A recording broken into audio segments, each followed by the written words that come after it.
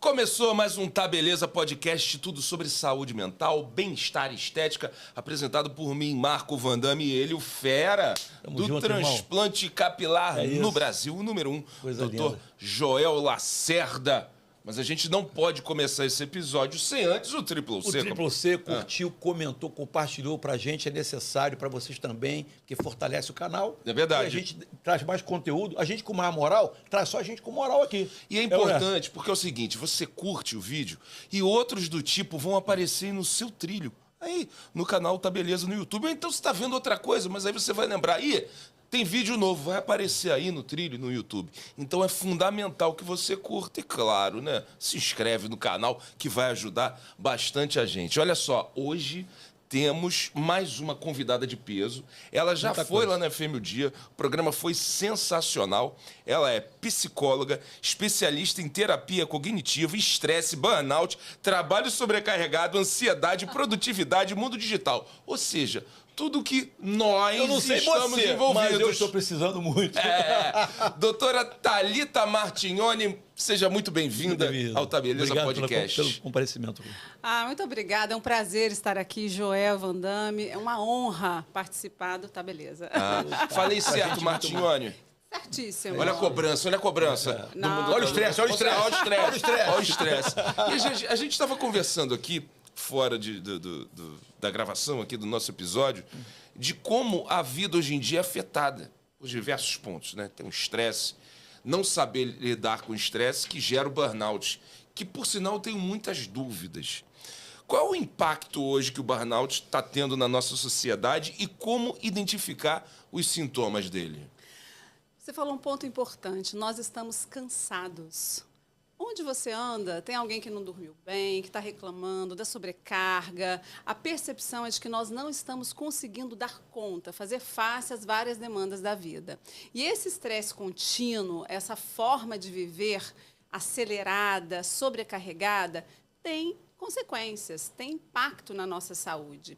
E a gente percebe isso diretamente na nossa saúde física. A gente vai se sentir mais estafa, sobrecarga, às vezes distúrbios do sono, adoecimento físico mesmo, problemas gastrointestinais, perda de cabelo. O estresse ele predispõe as pessoas ao adoecimento, seja o adoecimento físico e também o adoecimento mental.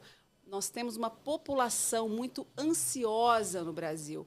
A quantidade de sintomas que nós podemos elencar que advém do estresse crônico é, assim, algo que a gente ficaria aqui o dia todo falando disso. Mas a gente não precisa falar, porque as pessoas estão sentindo. Quem está em casa vai se identificar com isso. A gente acorda de manhã e pensa na quantidade de coisas que precisa fazer, e a gente muitas vezes abre o telefone e encontra várias mensagens de que vamos lá, vamos matar um leão por dia, hoje o dia vai ser maravilhoso.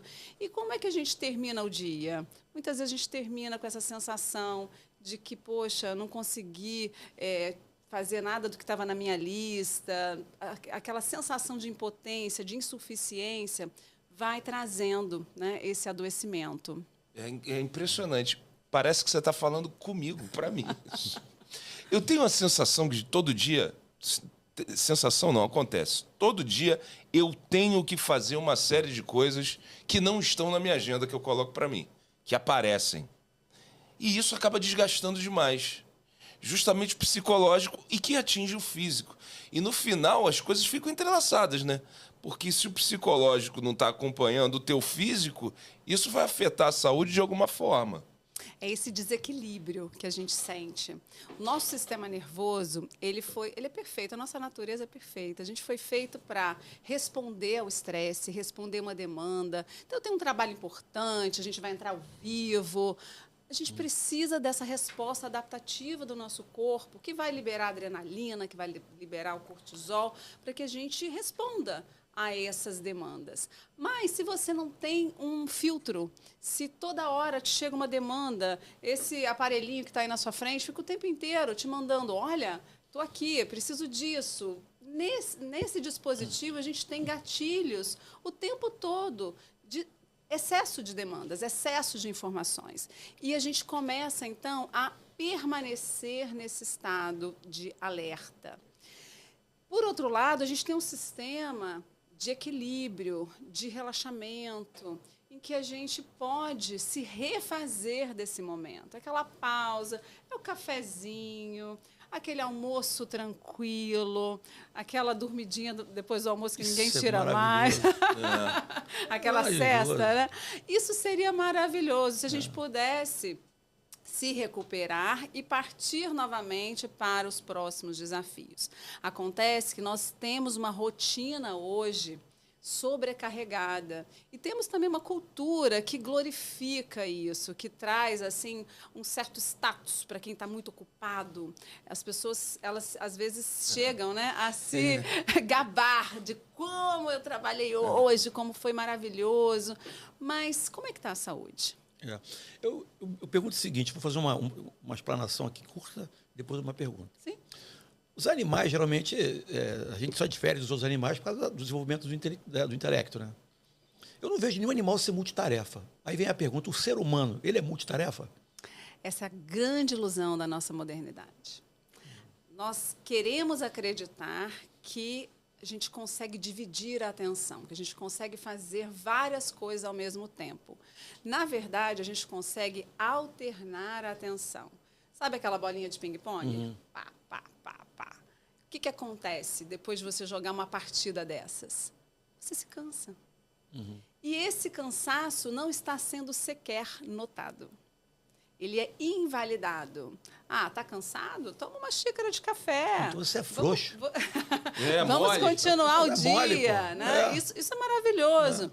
E essa individualização desse fenômeno, né, parece que eu é que não estou conseguindo. Né? Essa é a grande, acho que a grande questão do burnout. É a crença de que eu estou falhando, eu não estou conseguindo, porque todos conseguem. É uma falácia. Nós não conseguimos dividir essa atenção. Isso é prejudicial. E hoje, um grande aliado do manejo de estresse é justamente essa técnica de mindfulness, que é a atenção plena. Eu estou aqui presente com você. Eu estou falando com você, eu não estou dividindo a minha atenção com o telefone, eu não estou pensando no que eu vou fazer mais tarde, eu estou presente. Então, eu vou comer comendo, eu vou conversar conversando, eu vou contemplar, às vezes, um pouquinho a natureza.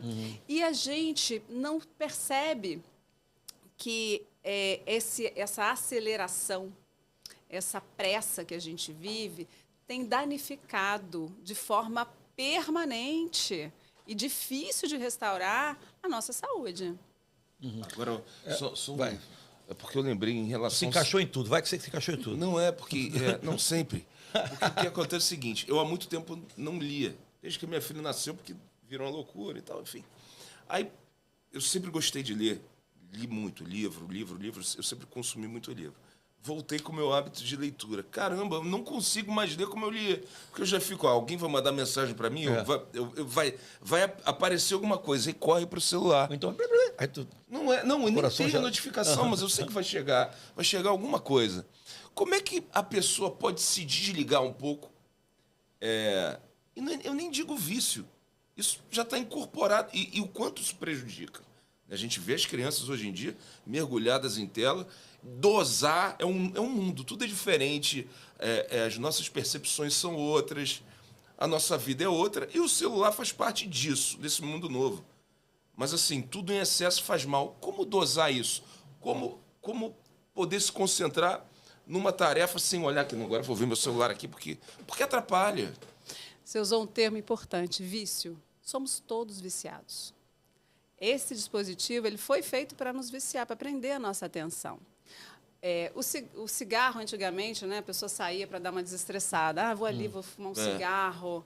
A gente, às vezes, abre o telefone e desbloqueia a tela. Por nada. Sem propósito. Você não foi acessar o seu banco, você foi ali para quê? Você foi ali para aliviar o estresse. Essa é uma estratégia de manejo, né, de coping, de enfrentamento desadaptativa. Muitas pessoas recorrem ao álcool, recorrem a outras drogas. A gente percebe que uma pessoa está muito estressada quando ela começa, às vezes, a ter estratégias de manejo que não são adequadas. Então, sobre a questão da concentração, a nossa atenção fica dividida e a gente perde, sim, a capacidade de se concentrar em tarefas difíceis. Os textos são rápidos, são curtos, você está sempre no modo de agilidade, de sobrevivência. Então, esse interruptorzinho, né, esse botão que a gente liga aqui no nosso cérebro, alarme, corre, responde, ele liga o nosso sistema de resposta de luta, de fuga ou de anestesia, porque a gente está no modo sobrevivência.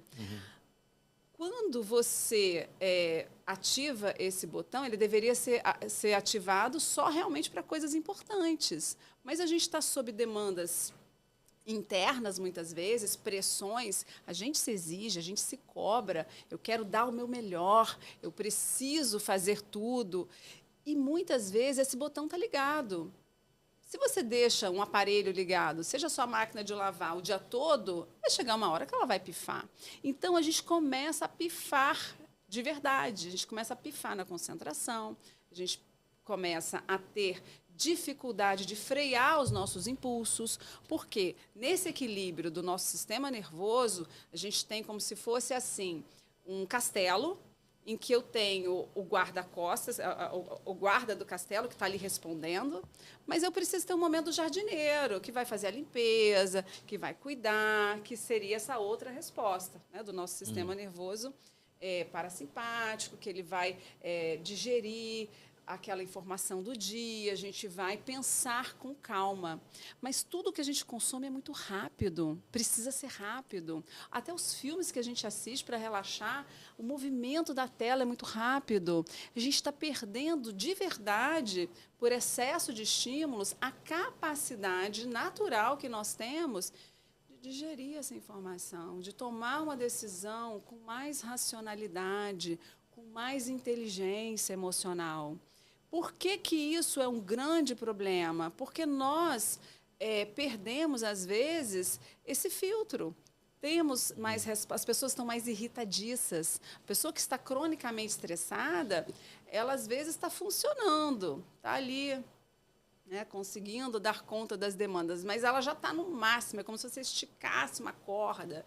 E aí, um pouquinho que você aperta mais, ela arrebenta, dá uma má resposta. É aquele sobressalto que fala, meu Deus, de onde veio isso? Veio desse estado crônico que a gente se coloca de estresse. Então, você falou aqui, eu achei super interessante, que o burnout nada mais é do que a falta de gerenciamento do estresse. Achei muito legal. E a gente geralmente associa o burnout ao trabalho remunerado, cargo de chefia, de subordinação, essas coisas todas. Minha pergunta é, uma dona de casa que leva o filho para a escola, que cuida das crianças e do marido e da casa e tal, ela pode também apresentar burnout? Geralmente as pessoas falam que está em depressão. Você está irritado, está em depressão. Será que se começasse a virar essa chave e olhar com outros olhos, né? Sim. Não daria para melhorar a qualidade de vida dessa dona de casa? Vamos olhar para o conceito. O que é o burnout? Até pouco tempo, a gente acreditava que era um problema do indivíduo. Então, o indivíduo não conseguiu, ele entrou em estafa, né? Se falava assim antigamente, uma crise de estafa. Estou estafado. Hoje, a gente tem que olhar para o contexto. O burnout, ele é classificado como um problema da organização do trabalho. É um problema da empresa, é um problema da estrutura da família, é um problema maior, porque são várias demandas, o nosso modo de vida não está sustentável. Então, nós temos, no senso comum, a ideia de que o mundo é perfeito, justo, aquela crença no mundo justo. Então, se alguém deu um probleminha aqui, poxa, ele não está conseguindo, ele é fraco, ele não conseguiu dar conta do recado, digamos assim. Mas o fato é que você olhar para o lado, na empresa onde você trabalha, ou, né, num grupo de pais da escola, e está todo mundo assim, isso está errado. Tem alguma coisa acontecendo com o nosso modo de vida que não está funcionando. Então, voltando à questão que você trouxe, o manejo do estresse não é só individual. A gente precisa ter estruturas de apoio mais eficientes. A gente precisa organização do trabalho de uma forma em que a gente equilibra prazer e sofrimento. Porque se eu tenho trabalho, eu posso amar o meu trabalho, e ele começa a roubar o meu espaço total de vida, eu não tenho tempo para estar com meu filho, eu não tenho tempo para cuidar da saúde, a gente está vivendo errado. E esse trabalho começa, então, a gente começa a sentir um pouco de aversão. Tudo aquilo que é aversivo, que é estressante, que está te roubando a saúde, em algum momento a gente começa a não conseguir responder a isso. Então, nessas fases de estresse em que a gente tem o alarme, que é aquela resposta, numa fase 2, a gente tem aquela fase de resistência, em que a gente permanece ali com o nosso corpo ligado, vamos conseguir, vamos dar conta, mas chega um momento em que é o burnout. O que é o burnout? Em inglês significa torrar, queimar até o final. Sabe aquele palitinho de fósforo? Espera aí, o meu corpo não está respondendo mais. Não tem mais energia. Não está produzindo mais aquela adrenalina, aquele cortisol. Eu começo a adoecer, mas eu preciso continuar. Então, o que eu faço? É clássico, uma pessoa que está em burnout, ela tem 3 sintomas. Primeiro, fadiga, ela percebe esse cansaço, eu já acordo, eu dormi, mas eu não dormi bem, eu já não consigo restaurar a minha energia. Segundo ponto, existe uma crença na sua falha, eu começo aquele senso de eficácia pessoal. O que está errado comigo? Né? Eu começo a duvidar da minha capacidade, da minha competência. Parece que eu tenho um problema. Então, aquele senso de realização pessoal no trabalho, a gente se perde. Aquela pessoa que entrou com todo o gás, que queria fazer a diferença, mas sentindo que não está conseguindo. E, num último momento, ela precisa continuar. As contas, os boletos chegam, né? Verdade. E o que acontece, então? Eu vou de corpo presente. E eu começo, então, a apresentar um certo distanciamento emocional, que às vezes as pessoas chamam de um cinismo. O clássico exemplo, né, do burnout são os profissionais de saúde. Chama o próximo, o número tal, aquela consulta rápida. Então, o burnout ele foi identificado primeiramente nas atividades laborais de mais impacto, que são profissionais de saúde. Que estão na linha de frente, profissionais do cuidado, professoras. As professoras têm e merecem uma aposentadoria especial mais cedo. Profissionais que estão na linha de segurança no Rio de Janeiro. Então, assim, a gente parar para pensar no nosso contexto. E não se falava das donas de casa. Mas como é que está a organização da nossa vida doméstica hoje? Ela é sustentável? Essa mulher tem uma rede de apoio? Ela consegue tirar um tempinho para descansar? Então, sim, a gente está desenvolvendo um estresse crônico, que não posso dar o nome de burnout, e a mãe também não vai se distanciar emocionalmente do filho, mas ela começa a ter o quê? Uma dificuldade, fica mais... se irrita mais, explode mais, tem mais dificuldade de manter ali o seu equilíbrio. Perde pouca vaidade, e aí o casamento vai embora junto. Eu acho que a vaidade aqui nesse ponto, se a gente está... sabe assim, isso é um ponto que acontece muito. Né? Às vezes tem essa crença de que, olha só, né? A mulher tem que estar... Mas por ela, não pela gente. Às vezes a mulher quer se cuidar por ela, né? Mas sim, eu me cobro também. Eu tenho que estar com a saúde, né, em dia, tenho que estar trabalhando. E, além de tudo, eu tenho que estar gata. Tem que estar... É para você isso? É para você? 100%, né? Mas então, vamos pensar que nesse estado de burnout, às vezes a mulher que se produziu, que manteve aqui uma aparência, ela está colocando aquela cordinha esticada no máximo. Então, quando alguém diz que ela perdeu a vaidade, eu me questiono se ela já não está esgotada e deprimida. Então, o que eu estou te falando é por isso, é um sinal. É um sinal. Não seria um sinal? Mas eu não gosto dessa expressão de perdeu a vaidade, porque individualiza. Porque coloca na conta dela, entende? Entendi. Então, assim, e eu recebo muitas mulheres cansadas. E elas contam dessa cobrança, né? Hoje a gente tem uma pressão estética sobre as mulheres que é uma coisa, assim, surreal. O que se espera de uma mulher comum. Sim. E o que você acha sobre isso, essa cobrança estética? Aliás, eu vou ampliar, tá? É um mundo de cobranças. Não só a cobrança estética, como a cobrança em produtividade, em entrega. Tudo isso tem consequências, vai acarretar em alguma coisa. A gente tem aquela síndrome da Mulher Maravilha. Ela vai dar conta de tudo. E a maternidade, o papel feminino, né, historicamente falando, ele está muito atrelado a esse lugar de cuidado, de conseguir equilibrar os pratos, de se sacrificar pelo bem-estar da família, de se sacrificar pelo bem-estar de todos. Acontece que esse autossacrifício está adoecendo as mulheres. As mulheres estão tendo mais problemas cardíacos, pressão alta, estão deixando, às vezes, elas estão padecendo nesse cenário. Então, quando a mulher entra nesse estado de burnout e nem identifica isso, as mulheres chegam no consultório, muitas vezes eu estou deprimida, ou eu estou ficando louca, eu já não estou conseguindo mais nada. Estão realmente assim precisando daquele colo, daquele momento assim de você fala, peraí, vamos aqui colocar todas as suas funções, todos os seus papéis na mesa. E aí eu pego pessoas que estão assim querendo abraçar o mundo ou tendo que dar conta, né, de chefiar uma família, de trazer dinheiro para casa, fazer um esforço em comum e ainda é exigido que ela esteja, né, com essa aparência Deixa eu fazer uma pergunta estética. aqui. Eu lembro que eu era, quando molequinho, meu compromisso era ir para a escola. E não era legal também não, tá? Só esse eu já ficava, pô, não queria jogar bola. Só tinha esse compromisso. As crianças de hoje em dia têm mais compromisso do que eu. Entendeu? Isso é positivo? Não.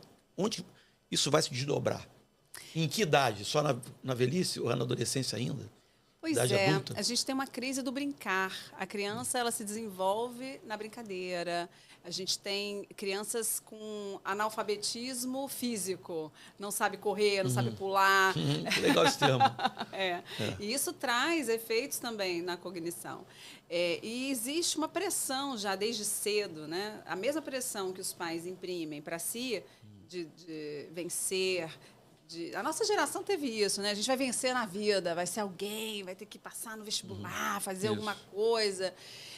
Hoje a gente tem isso com uma alta potência. Então, os pais muito preocupados com o desempenho, com essa escolaridade. Então, enchem realmente as crianças com muitas atividades, mas isso nem é o principal. Eu acho que o principal, assim, que eu vejo de prejuízo é essa desconexão que a gente começa a ter com a criança, desses momentos em que a gente está ali presente para atender as necessidades, para suprir esse ingrediente maravilhoso que a gente precisa na vida, que é afeto, conexão, estar junto, sem ter que fazer nada. Né? Isso é mais raro hoje. Existe exercício para você, como o Wanda me falou aqui, pô, tu está lendo, ou está vendo na televisão e está vendo no telefone. Tem um exercício que realmente funcione para a gente desapegar um pouco disso. O que eu faço, Wanda? O que eu faço? Eu coloco no offline. Porque você não consegue nem mais soltar o telefone hoje em dia, né? Fica assim, aí que eu boto em offline, não entra nada, filho. Tu vai ver que não tem nada. Aí responde todo mundo em offline, depois você coloca de uma vez só. Não sei se... Quando a gente não consegue mais ficar sem o telefone, esse é um sintoma de dependência. Eu preciso deste aparelho. Esse é um grande alerta vermelho. Mas tem acontecido muito, né? Com todos nós. Isso é viciante. É viciante. Tudo aquilo traz alívio. Então, eu não estou sozinho. E a gente começa a sofrer prejuízos na nossa capacidade de concentração. Para você fazer uma leitura, assim, como você disse, voltei a ler, que você realmente se concentra em uma questão difícil, você vai resolver um problema, geralmente a gente leva 20 minutos para entrar naquele estado de concentração. Se alguém interrompe, eu tenho que voltar tudo de novo. Imagina o Então- TDAH aqui. Nossa. O transtorno de déficit de atenção e hiperatividade, ele é uma comorbidade, ou seja, ele é grande parte da nossa população, né, já tem, isso é um transtorno do neurodesenvolvimento, em que a pessoa já tem essa dificuldade de frear o impulso, de gerenciar o planejamento das atividades, aquela disciplina, o foco. Quando você associa isso a um dispositivo que te interrompe o tempo todo, que tem muitos estímulos, é realmente bombástico, né? É pólvora com fogo. E a gente está tendo outra questão hoje, que às vezes implica numa dificuldade de diagnóstico, porque imagina que você está fragmentando a sua capacidade de foco, de percepção, não porque você tinha um transtorno, mas porque você está com excesso de estímulos. Você está viciado nesse consumo de tecnologia. Então, muitas pessoas hoje estão tendo uma diminuição da memória, da concentração, do bem-estar, e parece muito com o transtorno, né? A gente está fazendo um transtorno causado mesmo. E o impacto disso nas crianças? Porque, assim, as crianças estão cada vez mais viciadas em tela, imersas aí nesse mundo digital. Assim, nem mundo digital, é de rede social, né? TikTok, YouTube Shorts, Instagram, Reels, né? Porque é viciante, tu vai passando o vídeo. E qual é o impacto disso? É criminoso. Eu acho que daqui a uns 20 anos, quando a gente olhar para trás, a gente fala assim, gente, a gente dava cigarro para as crianças? A gente dava... Eu tenho esse sonho. assim, eu acho Martin que... Luther King, eu tenho um sonho Aham. de involuir essa loucura que está agora, Sim, porque não é possível. sim. Já existe até um movimento, né? A gente batalha por isso, para que a gente não ofereça, né, precocemente a tecnologia para as crianças. Por quê? Nós já temos esses processos todos instalados. A gente decorou a tabuada, a gente lidou com o tédio de ter que aguardar o desenho começar depois da propaganda. Depois que acabou aquela programação matinal, não tinha mais desenho para passar. Então, a criança ela lidava mais com o tédio, ela sabia regular mais a frustração e ela tinha a oportunidade de desenvolver essas faculdades superiores da forma natural. E a gente está fazendo o quê? A gente está cortando isso. A gente está interrompendo, a gente está rasgando ali uma etapa do desenvolvimento em que a gente vai ter uma população muito difícil, né? Uma geração com uma capacidade de raciocínio lógico, abstrato, com controle inibitório, com todas essas faculdades que a gente preza tanto, vai ser muito difícil. Por quê? Existe uma evolução do nosso cérebro, existe um processo de amadurecimento desses processos. Então, a criança de até 2 anos, por exemplo, a Associação de Pediatria Americana, ela recomenda que tenha 0 tela, 0 tecnologia. Porque ela precisa do olhar do adulto, ela está formando a fala. A tela não tem... Calor humano. Às vezes, a criança ela imita o adulto, ela começa a falar porque ela observa o movimento dos lábios. Uhum. E aí você deixa um desenho que não tem isso. Né? Então, não tem até o modelo. Porque a família, às vezes, fala tudo igual, a família, os irmãos, né? O pessoal de Minas, do Rio, fala porque puxa muito o próprio familiar, né?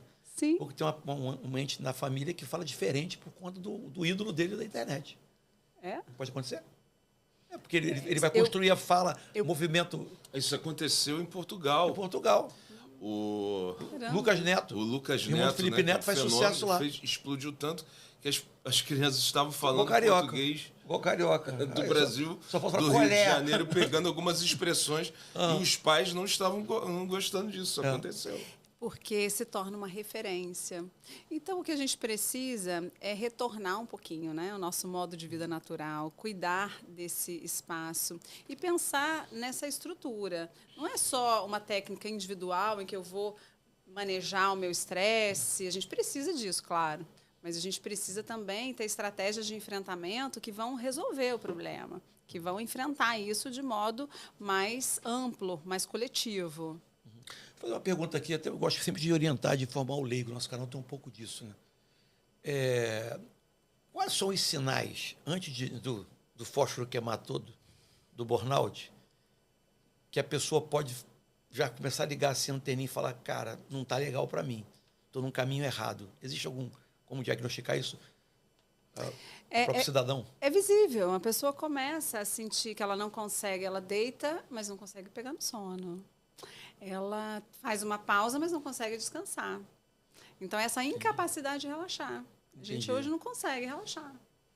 Isso já é um grande sinal. A falha na concentração, a gente começa a esquecer o nome, troca as palavras. Então, a gente começa a embaralhar um pouquinho aqui o nosso funcionamento cognitivo. Você sabe que toda vez que eu faço da beleza, eu me amarro. Todos os... Ele tem tudo, ele tem tudo. Sabe quando eu estava na rádio, aí, pô, tô lá há quase 3 anos, né? Então a gente fica vendo as mensagens no celular da rádio. E aí eu entro lá, tem um código, a senha, né, do celular. Eu, de uma semana pra cá, comecei a esquecer a senha. Tipo, pô, mas eu tô aqui todo dia. Aí eu mandei ontem, eu fiz o programa sozinho, mandei mensagem pro França. França, eu tô esquecendo a senha aqui eu entro toda noite. Eu acabei de bloquear agora meu cartão. Não lembro a senha. Eu jurava que a senha é aquela, não é? Aí paguei no Pix. Não, e a gente está colocando tudo na conta do vírus, né? Foi o Covid. Mas com essa máquina com defeito de ter conta mas, não foi, mas não foi só a Covid, Sim. foi o estresse também da Covid. Mas você acha que a Covid acelerou, a pandemia acelerou esse processo? Com certeza. Foi um período em que a gente teve que lutar pela nossa própria sobrevivência, isolados. A gente viveu ali um tempo muito prolongado de estresse, né? A gente tem as sequelas disso hoje, com certeza. Agora, Thalita, assim, de uma maneira geral, a gente sabe que é difícil, mas para a gente dar um norte para as pessoas, todo mundo está envolvido em algum tipo de síndrome dessa, de alguma forma. Como evitar? O que fazer para isso não se tornar um ponto insuportável, um ponto que comprometa a vida da pessoa? Bom, em primeiro lugar, a gente precisa reconhecer, né? Olhar para o que está acontecendo. A gente vai ter estratégias de lidar com esse problema. Quando a gente tem um problema, a gente tem 4 possibilidades. A gente enfrenta. Então, é um trabalho que está te demandando, que está te sugando energia, você está vendo as pessoas adoecendo. Você precisa ter um plano de rota de algum tempo, não precisa ser imediato, mas olhar para isso e pensar, será que eu preciso fazer uma mudança de rota? Não posso, eu tenho que me manter nesse ambiente, eu vou permanecer nesse ambiente que está tóxico. Hoje está muito em moda, né? Se você falar, eu estou num lugar tóxico, tenho um chefe tóxico. Isso é muito estressante, porque a crítica excessiva é um estresse. Essa dificuldade que a gente tem, né, de fazer as coisas com calma também é estressante.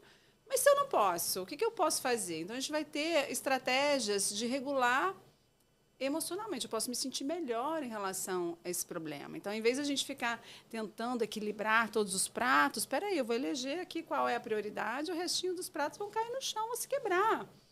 Então, a gente tem um pouquinho mais de uma mentalidade mais compassiva, menos exigente, em que a gente se compadece um pouco da nossa realidade. Então, parar de se exigir, vamos sair, né, dessa ilusão de que está todo mundo dando conta, só eu que não. Ninguém está dando conta. Ninguém está dando conta de nada. Às vezes você dá mais conta do que as pessoas.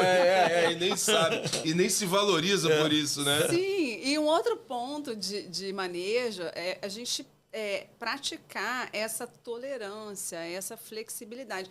Se a gente tem algo que é um evento estressor, algo que me causa um desconforto, eu não posso ter uma ideia de que isso é terrível e eu vou me manter ali. isso é catastrófico, meu Deus, eu não estou aguentando. Chega um momento que o teu cérebro ele é obediente, ele vai entender que você não está suportando e ele tem que ligar o alarme. Então, a gente vai ter que trabalhar essa tolerância a essas frustrações do nosso dia a dia. Ou então a gente permanece infeliz, né? Vai até onde a gente consegue ir, que, infelizmente, a gente vai adoecer em algum momento, vai pifar, porque, gente, nós não somos máquinas. Verdade. A gente tá assim, uma coisa de inteligência artificial, se equiparando muito a dar conta das coisas. Não, nós somos de carne e osso. Eu penso também, na grande maioria das vezes, a pessoa não consegue sair sozinha disso. Então, dá um recado para os familiares, para os amigos, para o chefe, para quem está do lado, que ela precisa de ajuda e precisa de alguém. É isso? É verdade. A gente precisa cuidar. A gente precisa desse cuidado. Os profissionais de saúde estão aí. Se você percebeu que você está nesse estado de esgotamento, que você não consegue mais restaurar o seu equilíbrio, que você não consegue ter essa energia, que você está pifando, busque o profissional de saúde. Quem? Psiquiatras. Os médicos psiquiatras vão trabalhar para te ajudar quimicamente, sim, a regular. O teu cérebro é um órgão. Ele precisa restaurar essa química. E existe um tratamento. As pessoas tomam muito remédio hoje sem indicação. Sim. Mas o tratamento adequado. E busquem os psicólogos. A gente pode ajudar nessa fase difícil, trazer, né, estratégias mais adaptativas, questionamentos, te ajudar a atravessar essa tempestade. Doutora Thalita Martignoni, muito obrigado pela sua presença, participação aqui no Tá Beleza Podcast. Foi muito bom. O microfone é seu, projetos, redes sociais, fica à vontade. Rapidinho, não é muito conhecimento para pouco tempo, não. Mas vai voltar, né? É Olha, bom que a gente divide em vários, né? Brilhou. Agora eu fico toda. Estou aqui com o Van Damme e com o Joel. É uma honra estar aqui com vocês nesse programa maravilhoso. Sou fã de vocês. Obrigado. E sim, voltarei aqui assim que me chamarem, estou super disposta. Eu tenho o Instagram, @thalitamartignoni.psi. Estou no YouTube também, com o mesmo nome, Thalita Martignoni. E podem me solicitar. Como é que escreve o Martignoni, para as pessoas procurarem direitinho? Vai aparecer aí. Ali, ó, sua câmera ali. Ó. É com G mudo, Martignoni. Martignoni, tá certo. Italiano. Bom, não deixe de se inscrever no canal. E mais importante de tudo é você curtir esse vídeo. Isso. Porque outros do tipo vão aparecer aí no seu trilho. Como é que é o... Triple C! Curtiu, compartilhou, comentou, mandou pro seu amigo, marcou, faz você imaginar. Agora, olha só, é sério, isso é importante pra gente, pra vocês, que alcança mais pessoas, e a gente traz só a gente assim, ó, só bestia, só brabo. É verdade. E não esqueça de colocar também a sua sugestão de pauta aí nos comentários. Até o próximo Tá Beleza Podcast. Tamo junto.